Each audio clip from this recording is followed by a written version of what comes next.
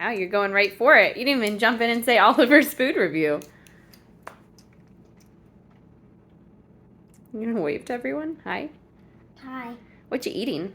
Quesadilla. Quesadilla. What color is it? Orange.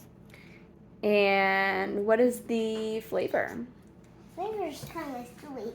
Chewy? Yeah. And what's... Well, that's the texture. Sit down, please. What? Yeah, chewy is the texture. What's the flavor? Oh, you want your sheet? Here. Yeah. And then... Sweet, salty, spicy, or sour? Sweet. The quesadilla is sweet. Mm-hmm. You sure? Uh-huh. Sure it's not something else? Salty. Salty, I thought so. And what food group is it? Kind of silly. Silly is not a food group.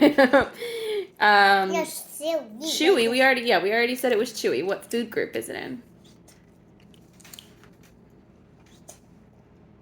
This? Grains, yeah, for the tortilla. And what about the cheese?